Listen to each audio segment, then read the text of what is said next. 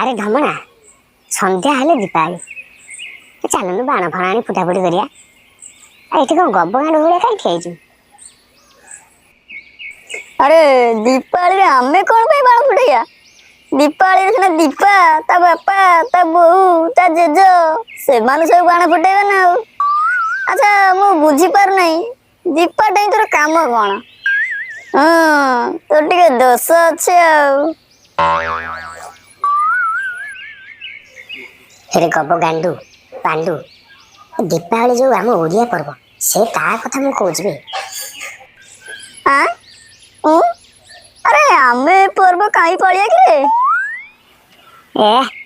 ତୋ ମୁଣ୍ଡରେ ଖାଲି ଗୋବର, ବୁଝିଲୁ? କିଛି ତ ଜାଣିନୁ। ଶୁଣୁ, ପ୍ରଭୁ ରାମଚନ୍ଦ୍ର ଏଇ ଦିନ 14 ବର୍ଷ ବନବାସ ସାରି ଅଯୋଧ୍ୟାକୁ ଫେରିଥିଲେ, ମାତା ସୀତା ଏବଂ ଲକ୍ଷ୍ମଣଙ୍କ ସହ। ତେଣୁକରି ଅଯୋଧ୍ୟାବାସୀ ଏଇ ଦିନ ତାଙ୍କୁ ଦୀପ ଜାଳି ବାଣ ଫୁଟେଇ ସ୍ୱାଗତ କରିଥିଲେ। ଏତେ କଥା ପୁଣି ଅଛି? ବଢିଆ ଆଉ।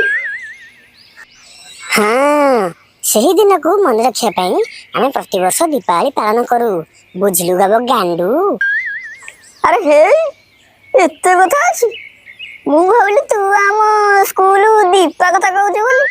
ସରି ସାଙ୍ଗ, ସରି।